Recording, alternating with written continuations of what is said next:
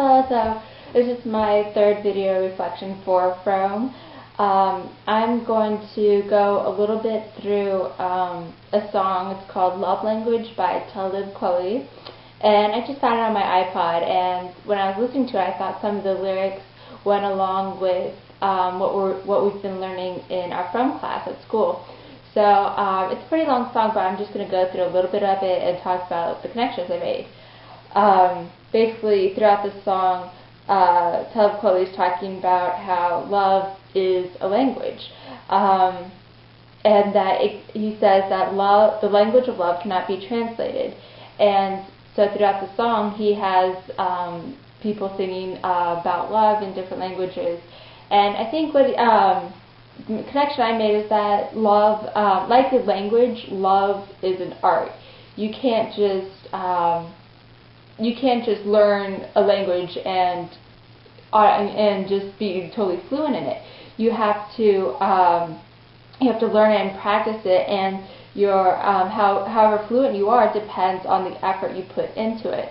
Kind of like love, you have to practice it. You have to evolve and learn from it. And I related this to what I've read in The Art of Loving by From, where he says that the common attitude, or the popular attitude, is that there's nothing to be learned about love, that the problem of love is just the problem of an object. Love is simple. Love is actually simple, but finding the right object to love or to be loved by is the difficult part. And that's the common attitude, that it just needs to be had. It's not like an actual art, such as the art of music or painting or medicine or engineering. It doesn't need to be learned. It doesn't need to be. You don't have to work at it. You don't have to practice it. So that's the common feeling. But I think, like, Talib Kweli recognizes that it's a language. It can't just be translated, and it can't just be slapped onto something else and said that it's love. You have to learn and practice, and however good you're at, if you're good at loving, that depends on how well you're good at practicing it, or how much effort you put into it. And go down, and then there's a line that says, "When she swept you off your feet, you made it complete. You know the plan you had to conquer the world. Thinking you Scarface, looking for that perfect girl." So I took this line to mean kind of like, it's like the courtship period, where the people in the relationship are putting on their best. They're trying to really impress the other person, and it's the courtship. I think they're putting what they believe are their best selves. They're putting that out there for the other person and trying to attract the other person.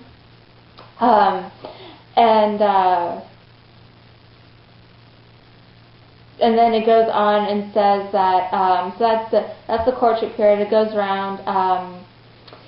Started with romantic, then it got too frantic. Then things that normally small become gigantic. Now y'all sinking like the Titanic. Here come the panic. And I think this is like, now that the honeymoon's over, or the courtship period, and because the other person is had, they are the courtship. You know, you're successful. You have the other person. You guys and the two people are off in their relationship, and so the putting their best selves out there has stopped. They have stopped that certain behavior, and so they revert to what they actually are. And then that becomes a problem when the other person realizes, wow, this person isn't really how he or she used to act. It's kind of like they were putting on a front just to get the other person. And so then it says, being with you like a habit without you, I can't stand it.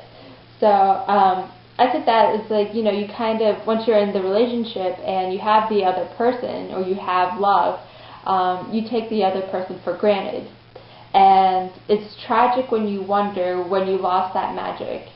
And this is kind of like the realization that it's not the same, that the other person is different from what you thought he or she was. And I feel it's kind of like an awakening where you realize this, and it's kind of you get scared. You don't know what happened to the other person or what happened. Maybe you don't know if you changed or if the other person changed. And it says communication is cut off.